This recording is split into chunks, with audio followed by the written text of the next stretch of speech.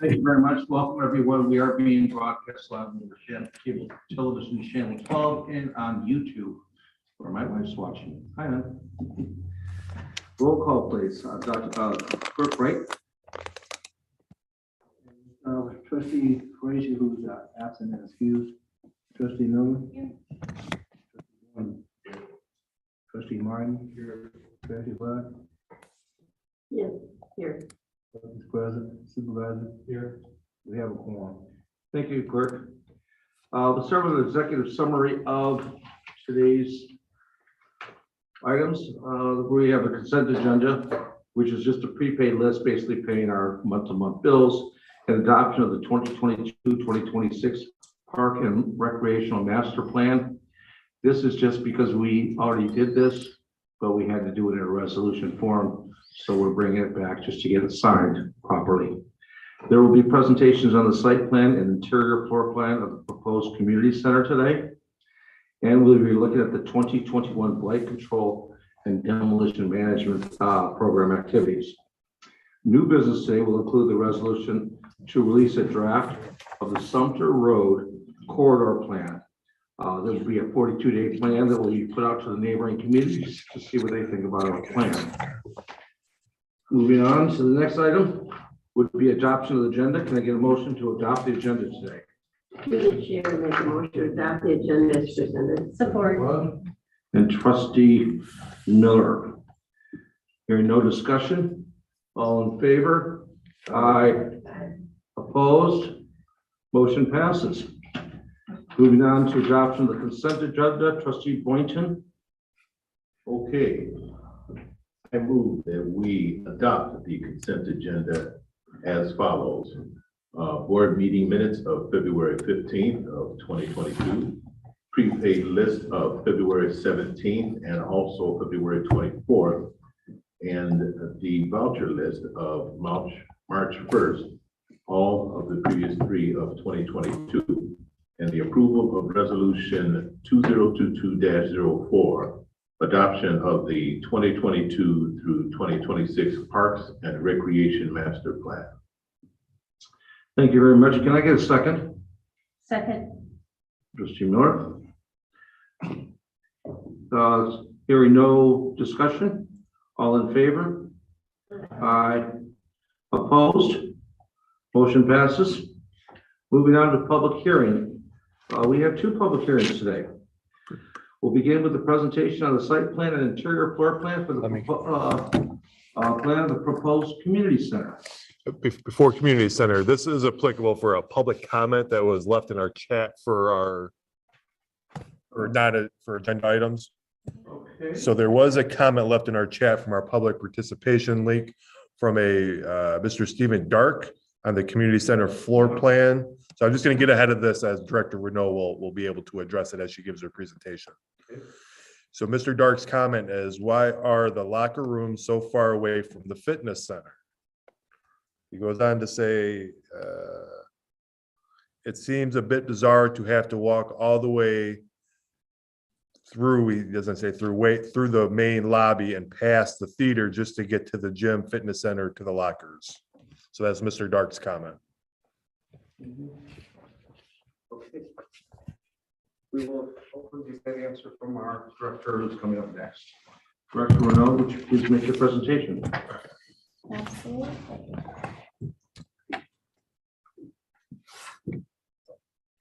We'll actually address that comment when we get into the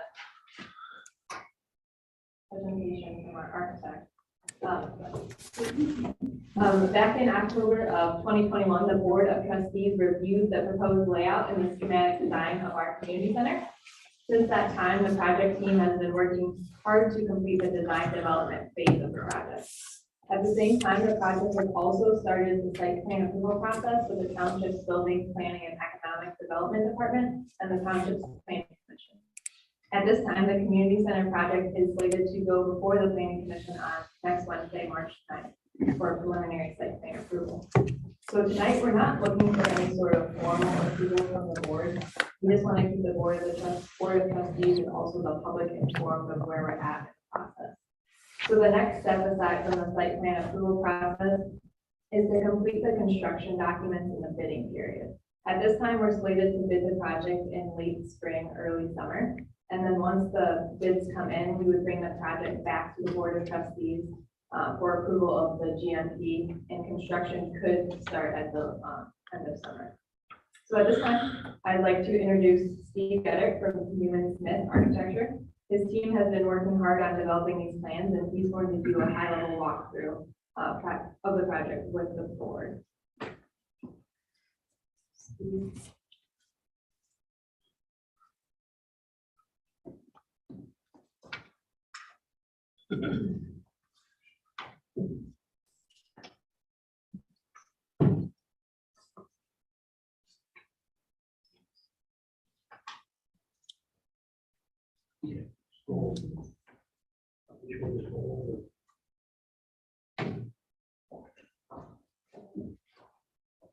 Or just changing pages.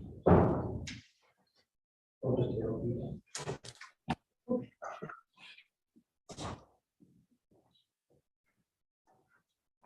You also want behind. Okay, good evening, everyone. Again, I'm Steve Geddert. I'm the principal at Newman Smith Architecture. I'm the principal in charge of this project. And I'm here to give you a general overview of the site plan and floor plans and 3D images of the project that we are developing for you, and answer any questions that you may have at this time. What we have up right now is the site plan for the project. We have the existing township hall here up against Tyler Road, across the top of the page. And what we are proposing to do is put an addition on the south part of the east wing of the building and renovate what is right now the existing community center area, including the existing gymnasium, going up actually into the senior area, providing a small addition on the back of the building for a back of house space for the black box theater that we'll see in the floor plan. One of the major features of the site is this outdoor plaza that we are creating on the south side of the addition. This area can be used for outdoor movies, concerts, miscellaneous gatherings, and other events that the township might like to hold. We're also reconfiguring the parking lot and extending it, or enlarging it, I should say, by about a dozen or so cars. We are actually going to extend the sidewalk along the parking lot all the way down to Quirk Park. So there's a nice pathway connecting Quirk Park back up to the community center and the other facilities. Also, as part of this project, we are closing off the cross driveway that used to be here and making a secure parking area for the employees and for the police department. There will be significant landscaping with this in accordance with the zoning ordinance. There will be 2 groves of trees on either side of the performance plaza. There will also be trees and landscaping around the back of the building and across the front of the building. Any general questions on the site plan? We can come back to it if necessary.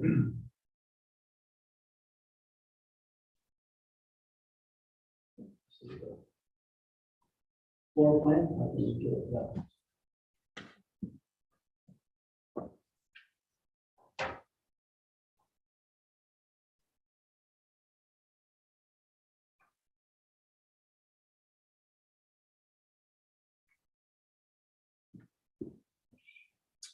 Okay, so this is the existing part of the building. Up here we have the existing senior center. In this area, we are going to be making some upgrades to finishes and lighting. It will all get all new LED lighting in the spaces that don't have it now. You'll come down a main corridor or Main Street. Off on the one side, you'll have a room for seniors, multi-purpose room for seniors. Another multi-purpose room that can be used for parties. Then we have the main restroom area with the locker rooms. And on the other side of the corridor, we have the community center offices.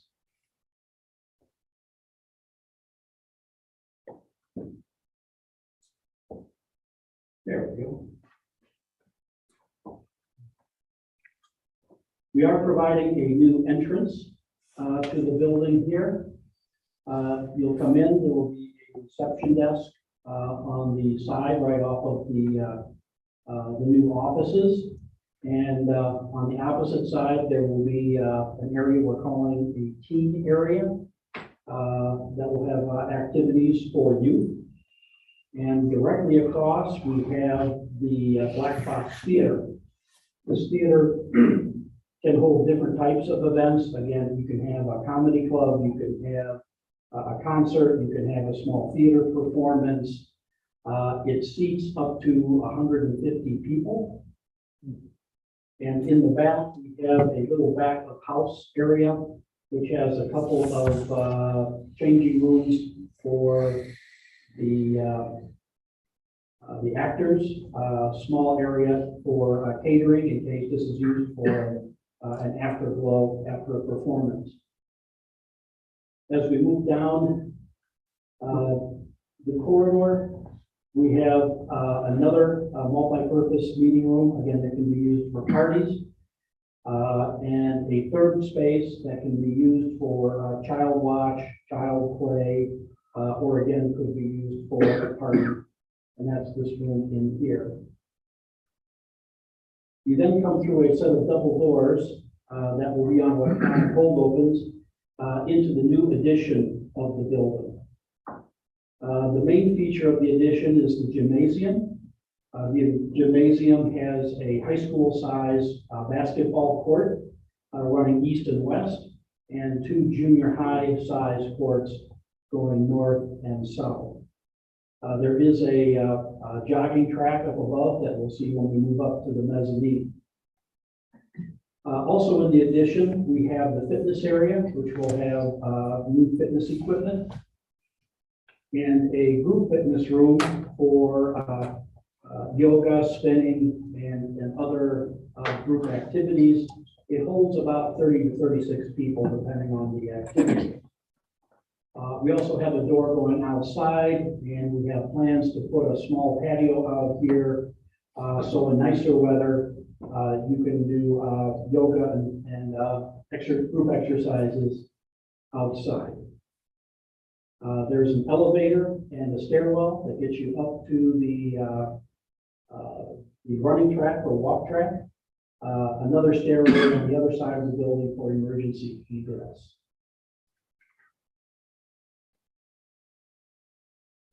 Right on that location. We had a resident, Steve Darkman, Steve Dark. Yes.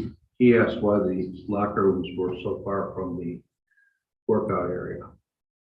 Yeah, we spent a lot of time analyzing the floor plans, trying to make all of these blocks work, especially within the existing building. The main reason for putting the locker rooms up here is the fact that because of existing space up here, we could not get windows. We did not want to move these, like this play area up here where it would not have windows. The locker rooms do not need windows. And it's actually just a short walk from the locker room into the fitness area. We also find that a lot of people don't use locker rooms anymore. They will come dressed for their class, and all they need is what we call a day locker to put a purse or their keys before they go to work out. And we provided those in the aisleway down in this area. So a part of this also was the size of the space. We would have had to flip the locker rooms, again, with this play area and a multi-purpose room. And these spaces, based on the program, would not fit up in this area. I get lots of time with them during the day, so if there's any other questions, I can ask them otherwise. I'll continue. How many play areas do you have? One play area and how many meeting rooms for the kids for birthday parties? We have two rooms that we consider the birthday party rooms. We have one here on the south side and one up on the north side. And then we have this third area, which we call child play, next to this multi-purpose room. There's also a large door, like a barn door, that you can open up and use these two spaces simultaneously if you have a larger group. Are you gonna have a dance room? Yeah, that's this room down here that we refer to as group fitness. It will have a wood floor, it will have mirrors, it will have ballet bars, and it can be used for a wide range of functions. So it can be used for dance, yoga, spin classes, and those types of activities. And I noticed in the cube, you've got, you set theater type seating. I take it the cube is still, what is it called? Adaptable enough that you don't, that it still can be used as its cube function? Yes, this seating actually is collapsible, like bleachers, except that it has actually comfortable seats on it. I think there's like 80 seats there. So this all collapses up against this wall. So you still have the large area there, again, for different types of performances. Do you have a spare office for a community? Say that we have a community groups that want to use an office or something. There is an office back here for the theater. Okay. I believe there is some shared space back in this office area that can be used. Through the chair. Yes. Where will the teen center be? The teen center is right here. It's right off of the main lobby. There's a little wall here. There's a couple of vending machines. There's televisions on both sides.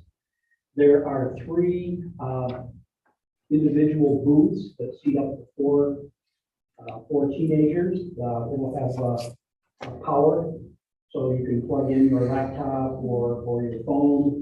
You can talk, you can do homework there. We are looking to provide some computer stations up against the wall, again, for doing homework or for gaming, and those types of things. So when you talked about the theater room and the office there, how big is that? And can that host like a community association meeting or any other committee that we have that meets in our community?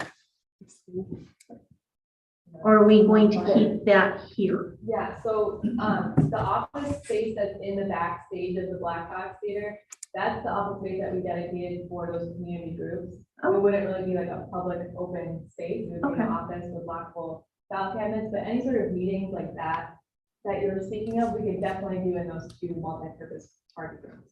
Those will have conference tables and be able to host those community meetings. Excellent, thank you. Through the chair. The dance room where you said that would be where the kids would have dance lessons and stuff? Yeah.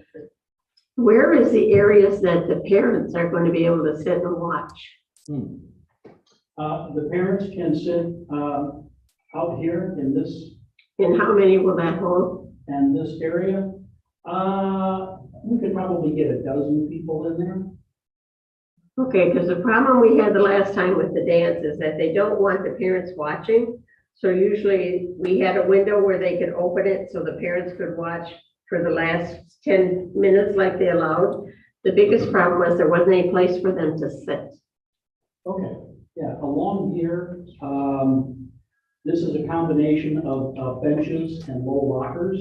Okay. So there is seating, quite a bit of seating actually along here, More than 12? more than 12. I think you could sit, let's see, this is seating. Yeah, probably 12 to 18. And in the teen center area, will there be couches and those kinds of things there for the kids? Or is that something we purchase later on? That is something that you will be, yeah, that you would purchase as furniture. But There is room for that kind of furniture there for them to sit around and relax if they don't want to sit at a cubicle and do, yes, okay. Big bean bags. Yeah. Hi there, I just want to make a comment. The nice thing about this community center, well, there's 1,000 nice things. The one thing we were not able to do in the past was offer adult activities to do while their kids are in dance. So I would anticipate a lot of our adults are going to be walking on the track, maybe working out while their kids are in dance class. So something we will ensure is that the kids are not getting out and being released without a parent present. But the parents are going to have plenty of activities to do while the kids are in class. So I look forward to that. And will there be like a one-way mirror that they can still watch if they wanted to, or? I don't know if we've gotten to that point yet. Okay. And that may be something, and like you had mentioned, that is a concern of the instructors. If the kids can see their children, we know as Exactly, parents, we it's want to watch our yeah. kids, but the kids can see the parents, and it does become a distraction Yes. for them. But that's something that we're still fleshing out all of the plans. I just wanted you to know that they will definitely have a lot of activities for the adults to do while kids are in class. Oh, double duty. Mom can get fit, and kids are at dance. Perfect. we'll move on to the next one. There we go. This is the jog walk track up on the mezzanine that goes around the gymnasium. There's a small stretching area up at the top of the stair. And then again, there's a bench there and some lockers if you need them. And then there is an elevator that can get you up there as well. And how many does that elevator hold at one time? How many? That elevator could probably hold comfortably maybe half a dozen people. But I'd say typically the people going up to do the walking are going up the stairs, but that's not always true. Yeah. Especially for people who are going up there to rehab. Right. And, A lot of people can walk, but you can't climb. and the elevator is sized so that we can get a gurney in there, which is required by code, in case that there's some type of incident.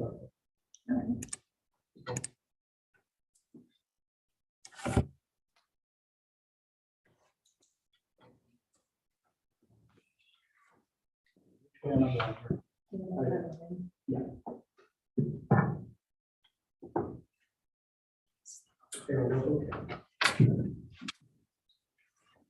So this is a rendering of the east side of the building. The part over here on this side is actually part of the existing building that we are going to add some windows to and reclad in brick. And actually, the existing building extends right over here to this blue block of space.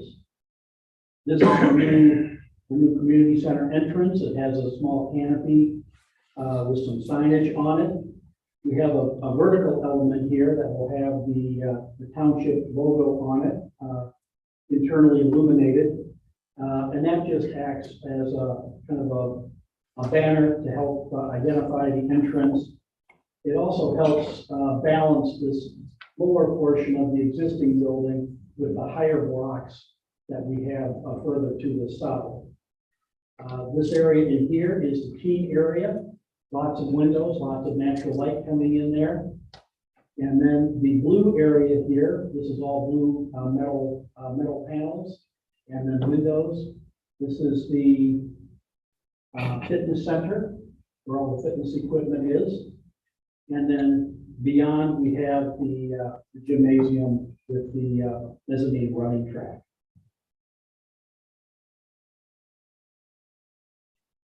This is actually the south side of the building. Out front, we have the Performance Plaza, large green yard in front, sizable concrete area. We have this, again, set up so that you can have bands or movies there in the evening. This large block here is actually the emergency stairwell out of the gym. Where is that? That big white, This, yeah, where did you say that stairwell was? yeah, this is on the south side of the gym. I see. This big block here is the gymnasium. Right.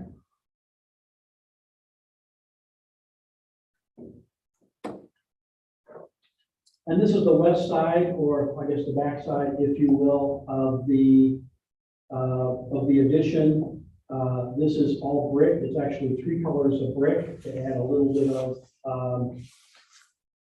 interest instead of just having a big blank wall. We do have windows at every corner of the gym that lets a lot of natural light into the gym, and also a lot of light and views for people who are up on the track, doing laps around the track. They'll get various views out to the park. And then back here, the blue area, this is the group fitness room or the dance room with the outdoor area for outdoor group activities. And then in the back here, we have a little addition, which is the back of house for the theater. Do they have to go through the dance floor to get to the other side? You have to go through the dance floor to get to this little outdoor area, but not to get out to the main area. The main area you can access either directly from the parking lot, or you can come through the front entrance and through the gymnasium. And you said that there was windows at the corners of the walking track. I don't see any on the back, on the south side. Yeah, there's one. This is a large window here. Oh, there it is. There's another one. There's another one here. Okay, There's another one hiding behind this tree. okay.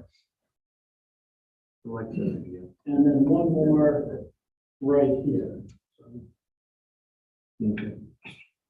So with the gymnasium, you have to balance the amount of light coming in versus, you don't want too much glare coming in if you're playing basketball or volleyball or pickleball. You don't want that glare onto the courts. So we try and be careful with where we place the windows. And did you think about where the sun is when you put those? I was just thinking that. Sorry. I really was. Yeah, we're going to get sun in there all through the day, but the glass we're looking at will actually have a little bit of a frit on it that helps knock down any direct sunlight. and So- glare. They'll be treated? Yes, Okay. yes. That'll make it cooler anyway. Yeah, it's all based on the energy code now. It's all high energy glazing and thermally broken frames. And fairly extensive insulation on all of the exterior walls and roof. Well, it's beautiful. Thank you. I really think it's going to meet your needs and provide a lot of opportunities for the How many parking spaces do you have? total on the site is 400. Oh. No, on the site. We've added about another dozen and a half spaces on the east side. So you're talking 400 for the whole site, all the way around, police, fire, us, everybody? Yes. Yeah. I don't know, I'm looking right at my parking expert. Who's that? Are you talking? He's the planning. The one thing with this building is you have uses that are staggered. So people using the community center are probably going to be more here on weekends and then in the evenings. People coming to the township hall are going to be there during the day when it's open. police are kind of stuck around the corner, they're 24/7. But we did a little bit of a study, and didn't think that there would be an issue with parking. If you have a big event, maybe a big event back on that plaza or the gymnasium, all that parking is probably going to get used up on the east side and around to the north. But we think that you'll have that parking. I'm sure our parking group from the building and planning and tower will set the limits. That's right. I was just gonna speak for our parking guru. Please do. And he said that our proposed parking meets our township zoning ordinance. That, Would you like me to come up forward? Or Enough. I yeah. think you Elizabeth come up said here, that very well. Sure. The parking expert will speak. So thank you, board. Every land use has a schedule of minimum parking requirements that goes with it. And in a building like this, you're having so many different programs for the different spaces in the building, and they all require a different parking capacity. One thing to keep in mind is that at any given time, while this space is going to accommodate a lot of different activities and events, it's unlikely that they're all going to happen at once. So our parking ordinance within the zoning ordinance allows a lot of flexibility. But we think that just meeting that ordinance is going to cover our needs, because we're going to have different peak times for staffing versus major events at the site. But the bottom line is, yes, the parking meets the minimum requirements under the zoning ordinance. At least last I checked from reviewing the first round of plans, so we should be all set with the minimum parking requirement. Okay. We'll go over that next week as well. We'll catch you at the planning commission meeting. Okay, do you have any other slides for us, or No, that's it for this evening. can you take us around one more time on the slides? Anybody have any last questions before you look at these last slides? The next time you will see this, it Yeah, will it's- probably We'll be go back to money. the just want the rendering? site plan or just the renderings? No, the ribbons are fine, Okay. I think, right? Again, this is the east side of the building. The senior center is right behind us here, the light that comes out to the east. This is all existing building here that's being reclad in brick, new windows, new entrance, new little vertical element here. We're still trying to come up with a good name for it, but with the logo on it. These are community center offices. And this is the teen area over here and the main lobby. This is the fitness block where we have all the fitness equipment. And then the gymnasium at the far end of the site. This is the north end of the building where we have the performance plaza, gymnasium in the back. These are exit doors on either side for the gymnasium, windows up above. This is the stair that will also be used for showing movies on movie nights. Is that gonna be set up so the stage can be rolled out in front of that? Yeah, you can greenery there.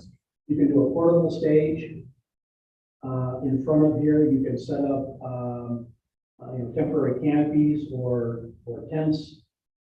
Again, a wide variety of things that can go on here. And that whole block is taken up by Stairway, huh? Yeah, this is all emergency stairway from the mezzanine all the way down and out.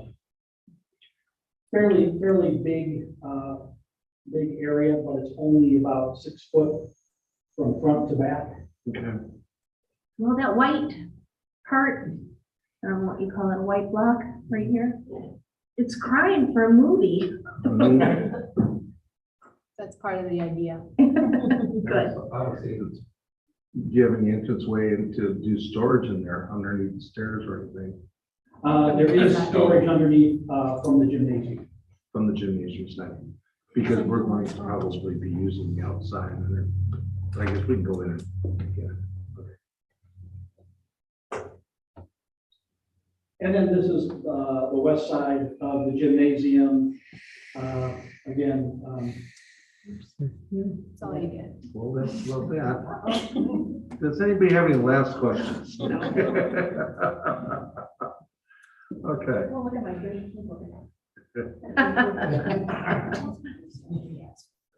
All right.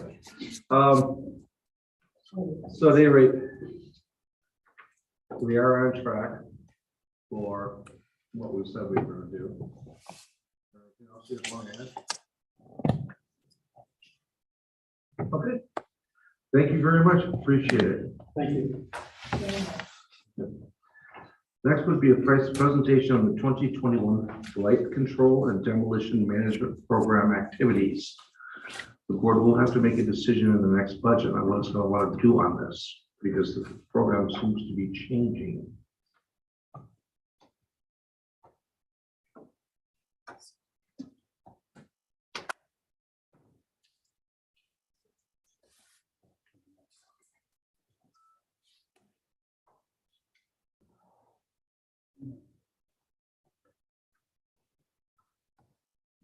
Board, I don't need to present anything on the screen here, so I'll just go through my report. Appreciate the opportunity to speak about our blight and demolition program here in the township. This is a successful program that's been long running since long before I arrived here. And we continue to have success. So we have a mechanism within our department in building and planning to review blighted properties and to carry those blighted properties all the way through to so blighted that causes a public nuisance or safety concern. Just as a quick reminder of that process, it is typically ran as beginning with an inspection of a blighted or fire damaged property. And then following inspection, we give several notices in the effort to get voluntary compliance. We always try to work with property owners, especially with some of the complications of the last couple of years. But if there is no response and there's no compliance with a issue of blight, the township will freeze permits and initiate a demolition of a property. So that is kind of in a nutshell how we run through the actual process of proceeding with the demolition. We currently have program funding from the Community Development Block Grants from the Federal Housing and Urban Development Administration to provide support for that program. So I will go through just some of the accomplishments of the past year with this program with help from our consultant with McKenna. We've had a very successful year. We've issued notices and had voluntary compliance with 7 different properties, either in terms of those properties proceeding with their own repair or demolition activities. We've also had response and had full rehabilitation of 9 different properties in the last year. We have over 30 ongoing property rehabilitation and demolition cases currently. We filed quarterly reports as required by the county for their administration of that CDBG program. We currently have, actually it's over $60,000 in program funds for demolition in our accounts. And we have proceeded with getting authorization to demolish on 5 different properties and then carry that through to the next step of actually going out for bid for 3 properties. And it so happens that with 2 of those 3, the property owner finally worked with us to get the demolition started for 2 of those 3. So we currently have 1 property that we've had to take through to the demolition process using the CDBG funds that is now pending demolition from a contract that we've had. So it's been a very busy year in blight demolition, but a successful one. And we're pleased that we do give voluntary compliance and voluntary rehabilitation with our regular efforts to communicate with property owners. We look forward to continuing to work with this program. As a supervisor you're alluding to, there have been some changes that we've been alerted to with the administration of the program and how some of the funding is applied on private property. We intend to continue looking into that. That's not conclusive at this point. So if it does have an impact where we need to move some of our budget, in terms of the general budget, general fund availability for blight and demolition. We certainly have that discussions before. But as of right now, I think we still have some research we're going to do on that in the very near future with the county. So I appreciate you giving me the opportunity to give an update on that program. Feel free to ask if you have any questions. This has been a very, very useful program to get blighted structures out of neighborhoods. It's amazing that when you give people these tickets, they used to just not believe you. You know, just slough it off. You knock down a few buildings, suddenly everybody's complying. So, Todd Soms just gave me a report today on all the shut-offs. I think we had 140 or so shut-offs that we had to go out to. I think 103 of them turned themselves back on. That's just one billing cycle. What's what? That's just one billing cycle. No, that's one billing cycle. One billing cycle, yeah. So probably four. Point of the matter is once you start doing these things, they suddenly comply. The CDBG portion of it is basically we were using community development block grant funds to fund it. We gave money from our general fund to help it. But slowly but surely, the CDBG keeps on saying they're going to end the program. We used to roll it over, but they're going to want the money out of the program, which means within the next year or 2 or 3, if they follow through with it, which they sound like they're going to, we're going to need general fund dollars to keep that program going. Good program though. These blighted homes wipe out neighborhoods, rat infestation, cockroach infestation. I didn't realize how bad cockroaches can wipe out a neighborhood if they've got a home base. So I mean, it's just amazing how good a job this has done. Thank you very much, Director. Okay. Anybody else have a question? No? Okay. You're back up again, I think. All right, we're moving on now to correspondence, announcements, and presentations. I have none.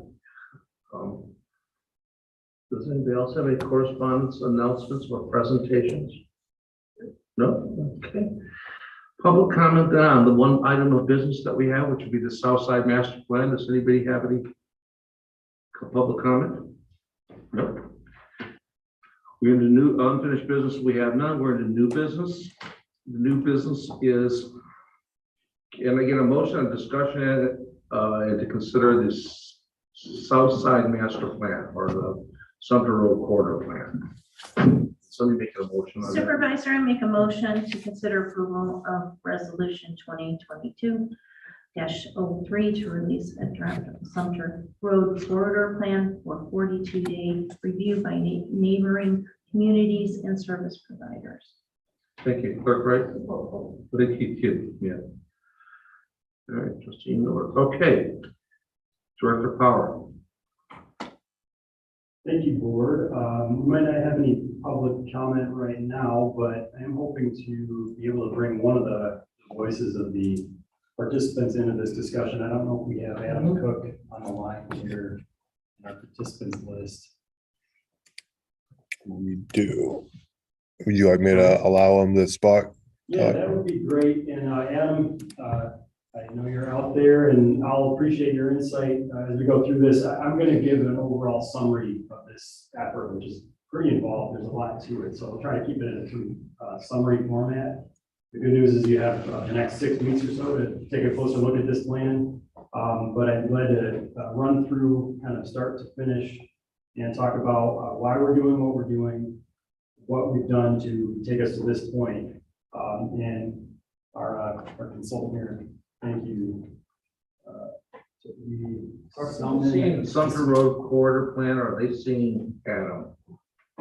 You all, I think, are seeing Adam, and I think everybody else is able to see this slide, so. Okay, thank you. We're all. Mr. Cook, if you wanted to unmute yourself, you'd be able to address our board.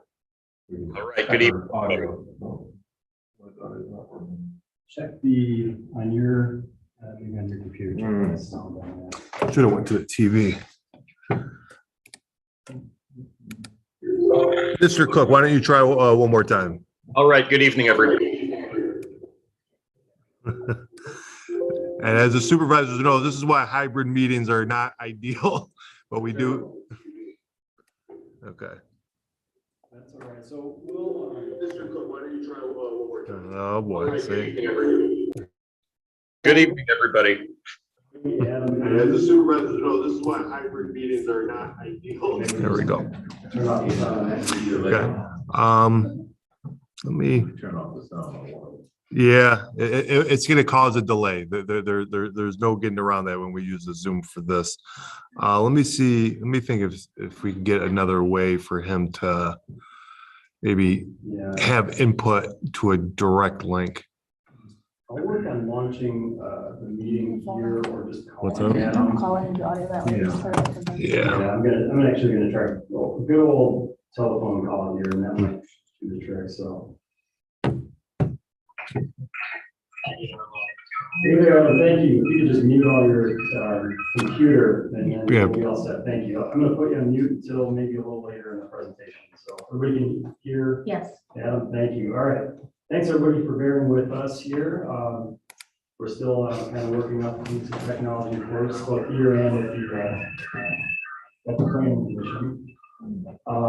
So I'll start by saying this is a effort that has been a lot of work on the part of many stakeholders. I want to commend our planning commission for all their hard work on this. There's also a subcommittee of planning commissioners who put in even extra hours on this. Community members from especially the south side of Van Buren Township, south of the city of Belleville, who came out to participate in this plan, and even our neighbors in the city of Belleville and Sumter Township.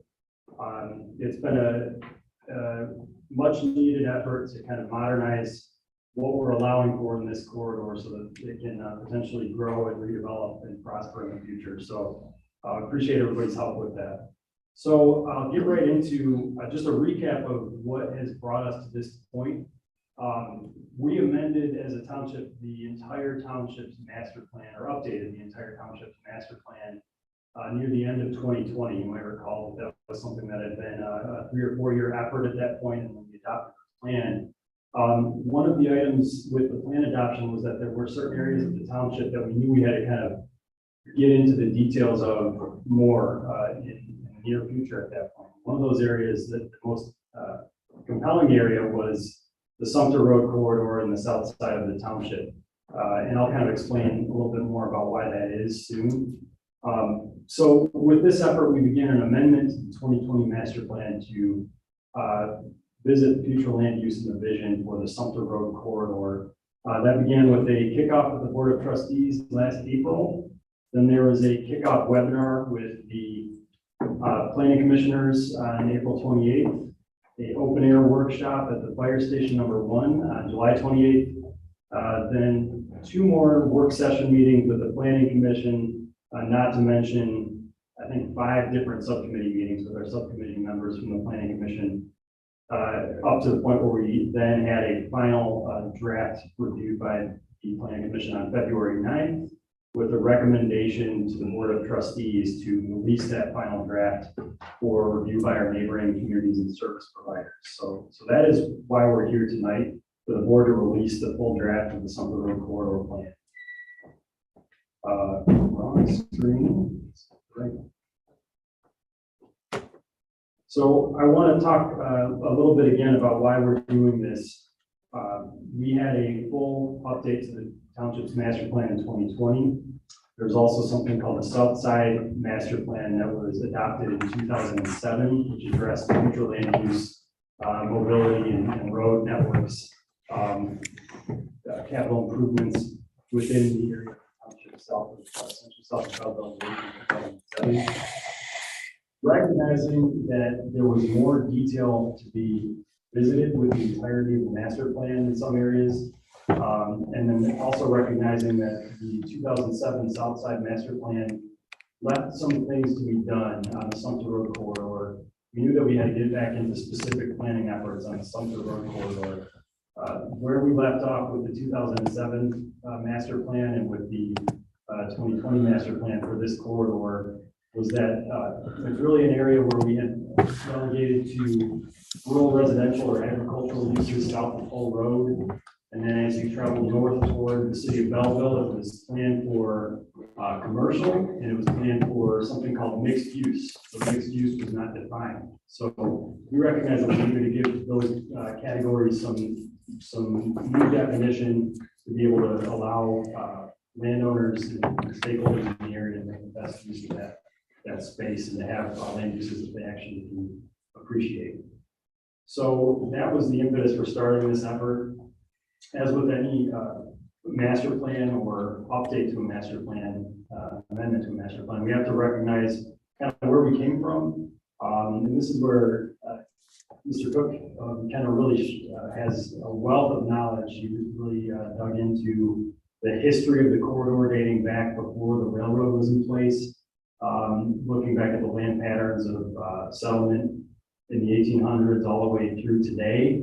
I won't go through the entire history of the corridor, but what you can know now is that what we're focusing on is the corridor as it currently stands, which is from the city of Belleville, where the South Street intersects the Norfolk Southern Homeland Wabash Railroad, to Bemis Road, which is about a little less than 2 miles. There are north and south segments. So north of Hull Road, you're looking at land use that kind of transitions toward that more urban character of Belleville. And you have more of a mix of residential and small business commercial uses as opposed to south of Hull Road. It's really more agricultural, large lots, large residential uses. But you also, even north of Hull Road, have some rural character because you have these long residential lots that go all the way back near where the railroad crosses west of Sumter Road. So we inventoried all the land uses in this area as part of our 2020 master plan. Recognizing what we were working with, we wanted to start getting some public engagement on what people wanted to see for the corridor in the future. So one of the biggest efforts in this regard was the open air workshop at the fire station last summer, but we also had a wide variety of written comments that myself and Adam had received. But the takeaways from the public input were that people are still very interested in rural preservation, both north and south of Hull Road. So maintaining the rural character of this area, taking care of vacant businesses. And this is really important because when we talk about planning for new land use, we're not necessarily talking about building up brand new sites to take commercial uses and spread them around. Some of what we're trying to reflect in this plan is the interest in making the conditions so that you can revitalize some of the underperforming commercial centers, both in the city of Belleville and in Van Buren Township. We looked at the need for good neighborhood services. The residents also commented on the need for senior housing, the need for complete streets, which includes bike and pedestrian access on our road networks, as well as recreational amenities and open space. So those were kind of the themes that fed into the analysis for this plan. There are some areas that really stood out, and this image particularly is a little bit disorienting as you look at this vision for the corridor, because we're looking from north being on the left side of the screen to south being on the right side of the screen. This is just the way that we were able to enunciate some notes about our observations. But there's a variety of observations here. You have this pattern of long residential lots west of Sumter Road, some underperforming businesses. Many of them are east of Sumter Road. And a longstanding existing subdivision called the Rulo subdivision that defines some of the character of the frontage on Sumter Road near Hull. And you start to recognize patterns, and I won't go through every one of these call outs, but these notes indicate that there's patterns in this district that start to tease out. It's not a broad brush. There's not one mixed use or one type of commercial or one type of industrial or residential that's going to work in this whole corridor. It's really that if you look at the individual lots and their relationships with other sites, that's where you start to spell out what's going to make sense for future growth in those areas. So when we start to think about mixed use, that takes on different forms based on the observations that we have about these lots and their relationships to the surrounding area. The kind of the notes feedback that we got up to this point was to a vision for the corridor. The overall vision is that the Sumter Road corridor is a southern gateway to Belleville and the economic centers of Van Buren Township. It also serves as a transition to the rural southern portion of the township. And then there were specific principles that were embodied that needed to be called out for the entire plan. So one is that the existing semi-rural character of the corridor will be protected and preserved into the future. Another is that the corridor will accommodate a mix of land uses that are appropriate for its character and location within the township. That new buildings along the corridor will be traditional in appearance, appropriately scaled, and adaptable to evolving circumstances. And finally, that Sumter Road and nearby local streets will be safe, serene, and attractive places for all who use them, including pedestrians, cyclists, and motorists. So with those principles in mind, we started to look at the, I'm going to show you the big picture for the district, and then we'll drill down into the specifics of what this all means. So by and large, one thing you'll notice here based on the feedback, the strong feedback we got, is that a lot of that area between Hull Road and Sumter Road is green, and you'll see that there's kind of a hatch mark over the green. But the green indicates that that is still going to be rural settlement. Agricultural and single-family residential land uses primarily, and some institutional land uses. There will not be, for the foreseeable, for the near-term future, an extension of the sanitary utility boundary south of Hull Road.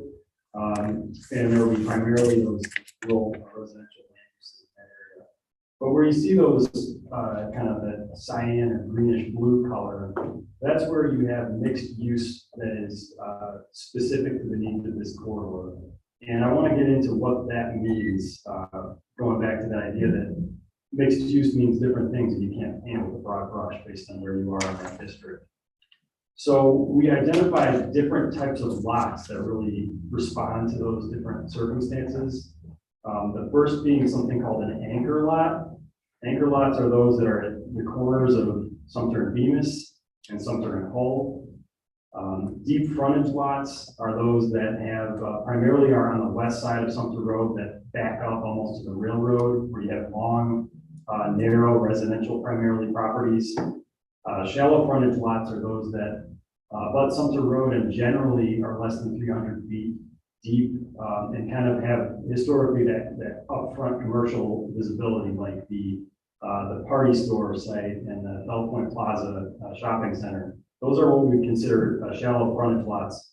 Well, of course, Bell Point shopping center is in the city of Belleville.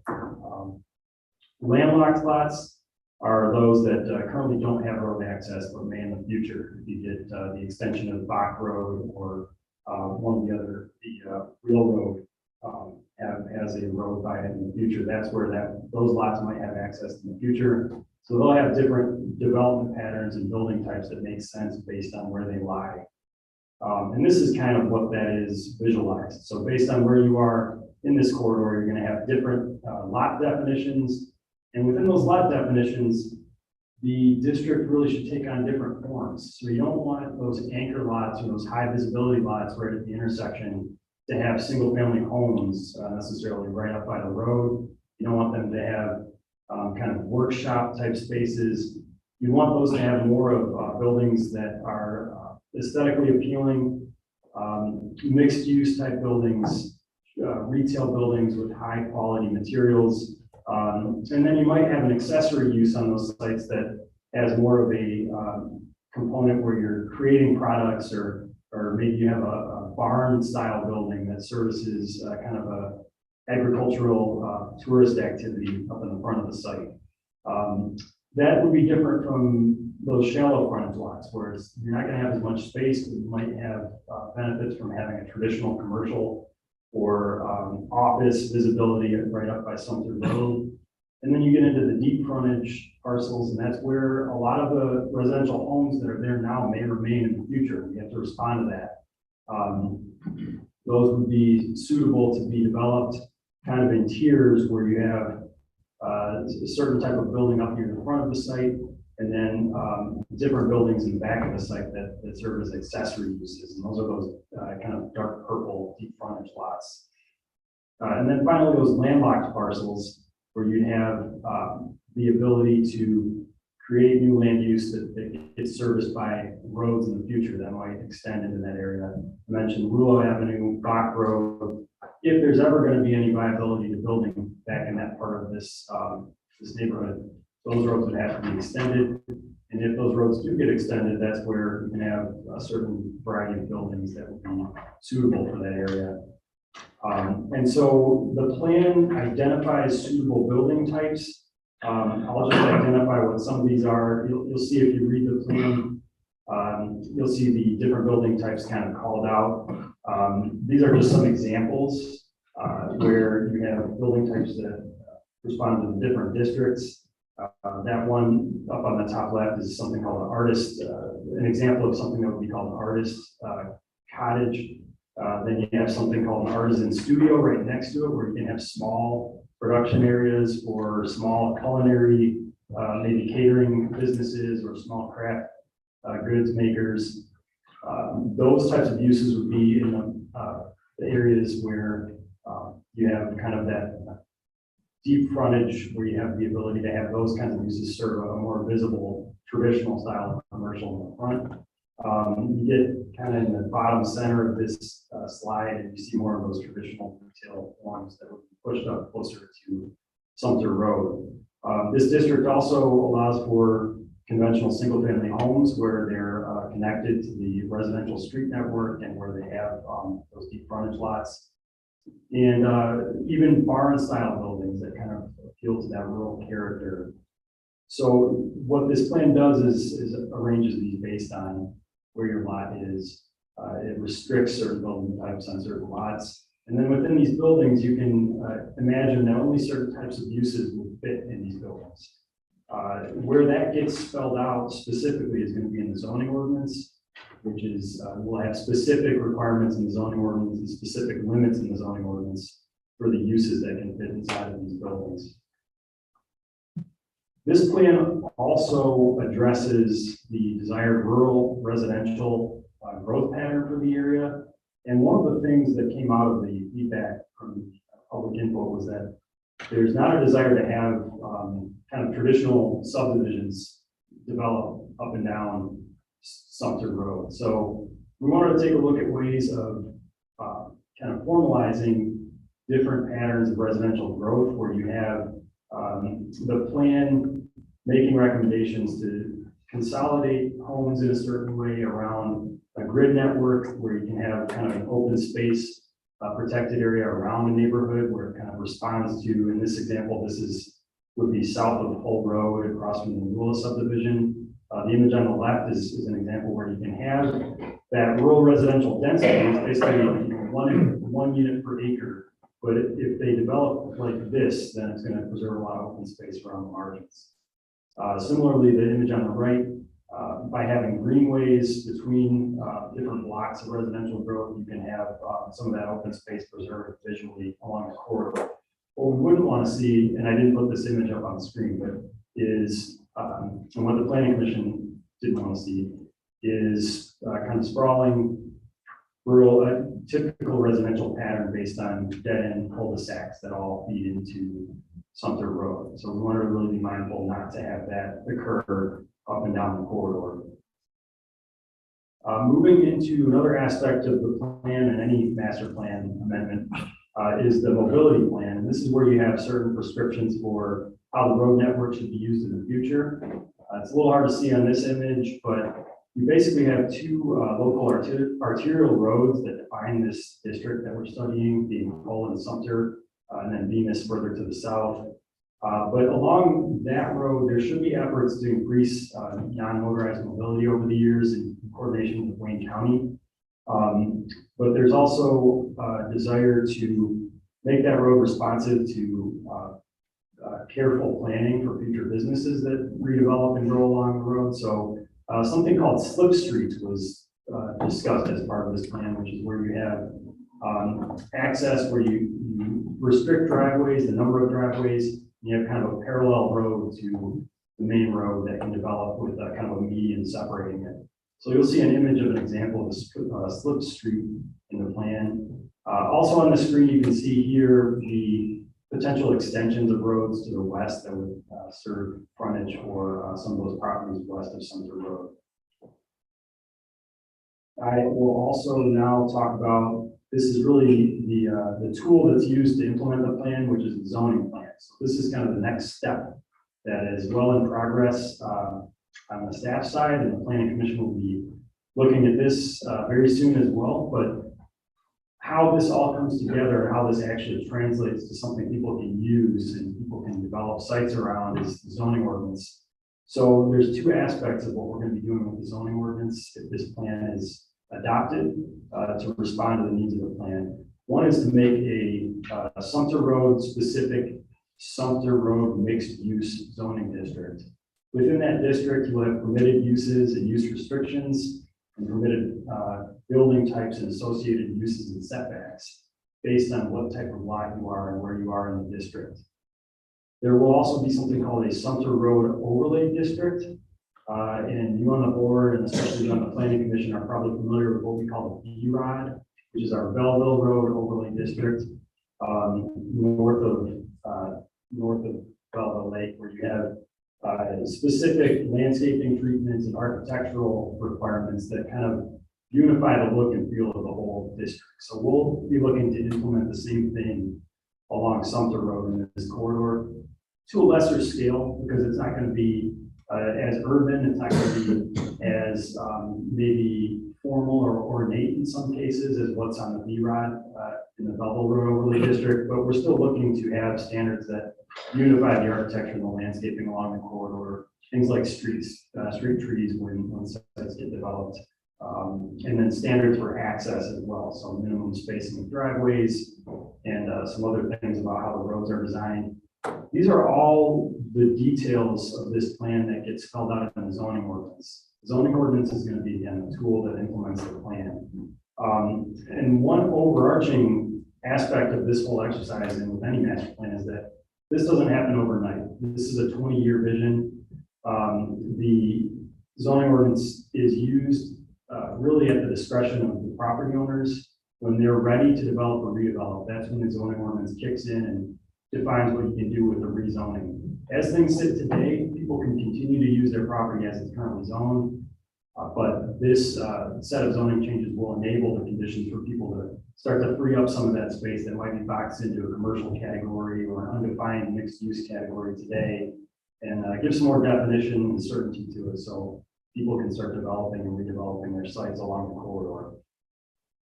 So at this point, the next steps are to have by state law, there's a 42-day review period where our neighboring townships and cities and utility providers review the draft plan. There's a formal public hearing with the planning commission, and there's the adoption of the plan. And then kind of on a parallel track, we're going to also be working on those zoning ordinance amendments that bring the plan to life. The planning commission will be looking at those soon. So at this point, I've done a lot of talking about this, and there's even more information about it. So feel free to ask me questions, ask Adam questions here tonight. I'm going to bring him back in and see how the feedback's going. And Adam has just done tremendous work on this plan, so he's able to answer any questions as well. But again, you have 6 weeks thereabouts to follow up with me, and we can meet as needed to go through it. But I'm glad to answer your questions tonight as well. Thank you for letting me go through that. That's pretty detailed. All right. So right now, what we're looking for is a resolution to put this out to the 42 days to the communities around us so that they can comment on it. All right. That's right. Is there any questions? Yeah, you sure did. Be sure people that are living there now under this plan will maybe able to open businesses in their homes. It depends. Yeah. So most of these lot types allow for commercial businesses to single family homes have the ability to accommodate different land uses, and those will be spelled out in the zoning ordinance. Okay. I don't hear anybody. Any questions? So therefore, I want to go over it. I have a motion by trustee Miller. I have support from trustee Wright. There is no further discussion. All in favor? Aye. Opposed? Motion passes. Thank you very much for calling. Thank you. Thank you. Great job, Adam. Say that again, Adam. Thank you, Supervisor. Thank you, the board as well. It's been quite a pleasure working on this with all of you, and I think we're very proud of the results. Through the chair. Yes. I guess I would like the committee that worked on it, Medina Atchison, Brian Kelly, and Jeff Jar did a fantastic job along with Adam and along with Dan, because they put in a lot of time. It's come back to the planning commission as a whole, but that committee and the people that worked on it did a great job, and I think they've done a very good job as a presentation to the communities around us. Thank you. Here. Good job. This board actually has done a really good job, and the board before that, they're making sure that these things got up to the community and make sure that we did do open houses and advertise the heck out of them and make sure we got social media. So our programs are stronger than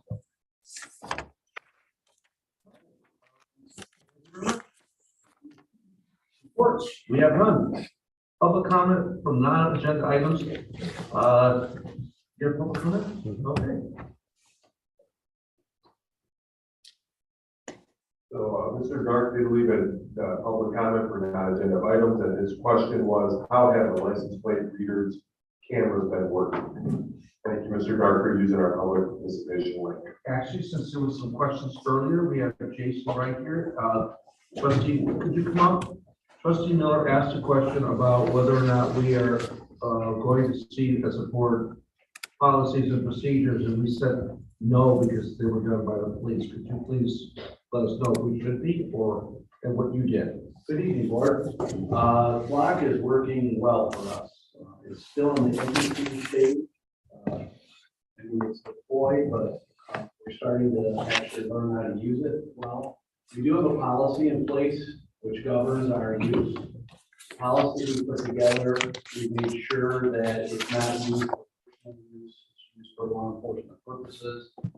We have the ability to self-check what we're doing in the system. The system goes right to the officer's car, so they can access the system right out on the street on a laptop computer that they get their runs on. Everything that they do is run through their laptop computers, and then there's also the ability for the investigations in-house when they're investigating. They can get into the system at their desk, and they can do various searches to help with any type of investigations they have going on. Through the chair. Trustee Miller. How many cameras do we have up? Do we have up everything that we purchased? Yes, we have 30 cameras that are up, and that's exactly what we have purchased. And can you talk about how it's been a positive for our township? I think that's what was asked earlier. Well, what it does is obviously with people knowing that we have these cameras out there, these criminals that come to our town, that we have cameras, and we want them to know that. And we've had 2 incidents where it made a difference. Yeah, we had a couple incidents involving, both of them were, I'll call them,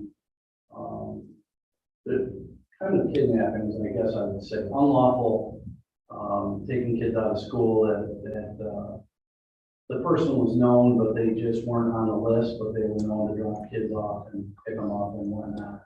What ended up happening is we recovered, we actually located the vehicle because of lock. So we know where our cameras are positioned, and the officers are able to search timeframes, so we can narrow it down to a time frame and a date, and so that helps narrow down where we're looking. And if somebody tells us, for example, I don't know what kind of car it was, but it was a car and it's red, we can search red sedans. If they tell us, I think it was a Honda, we can search Honda, we can search Ford.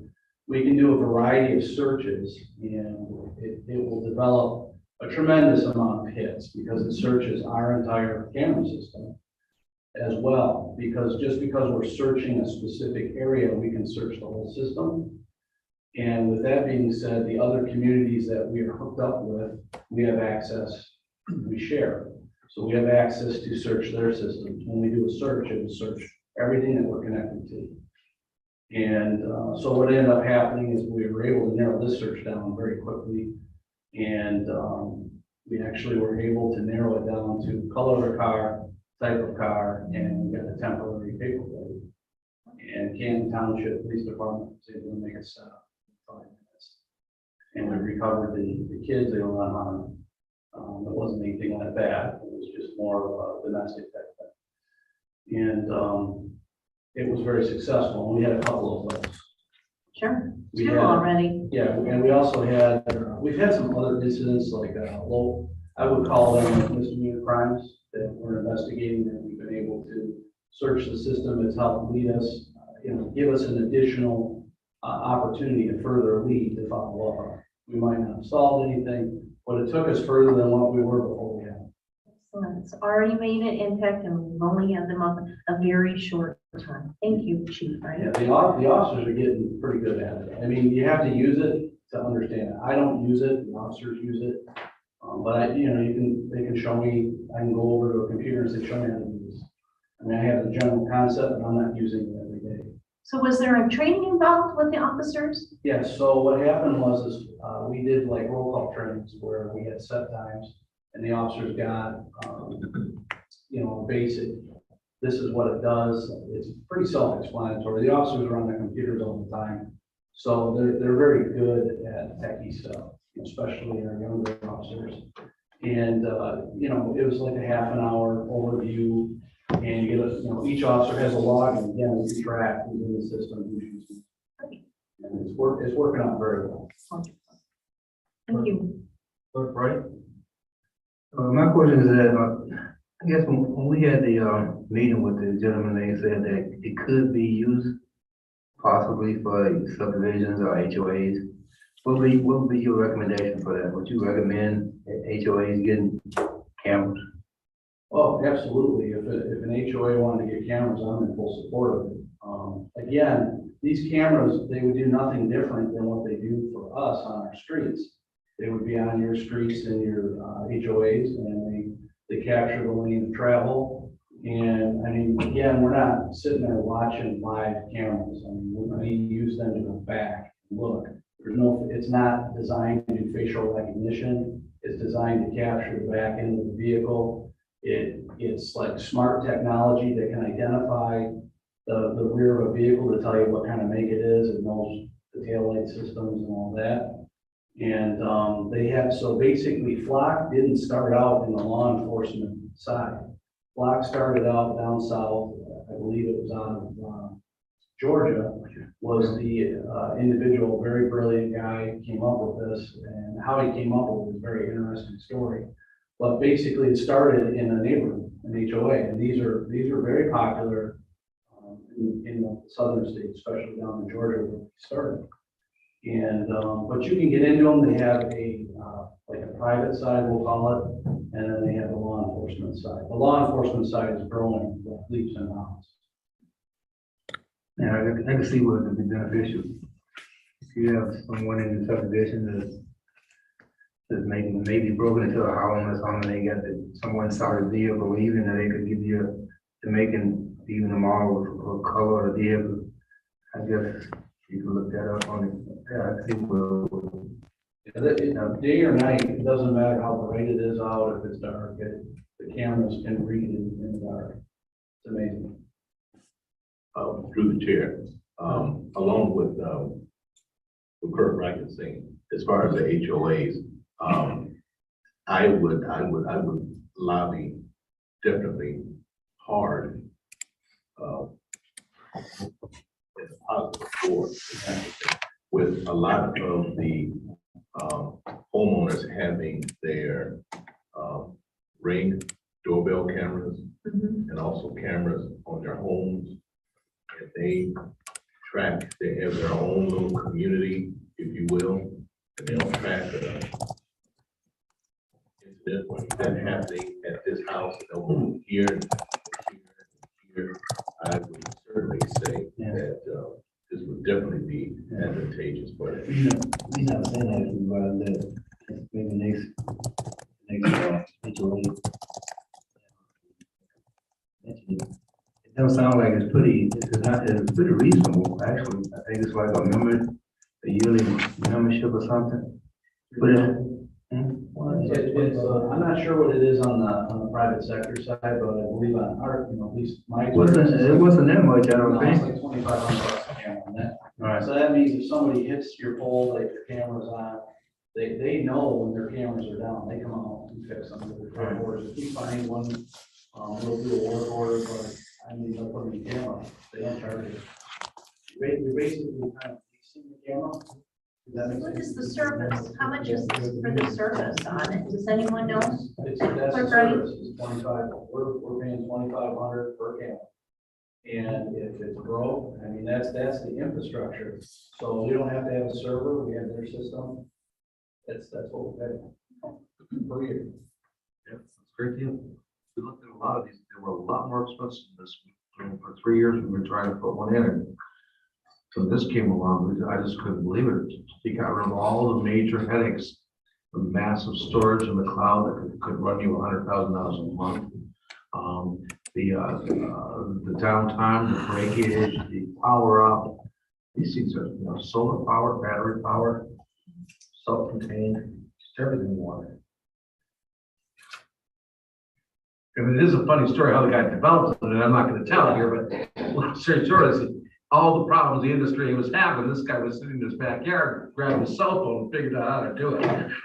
Brilliant engineer, very brilliant. Takes community policing to a whole new level in your community. Very nice. I mean, for the residents, I mean, this is a good system, and it really helps us. All right, thank you. Any other questions? Any comments? All right, I guess we're ready to call for adjournment. Make a motion to adjourn. All right. Great. Here,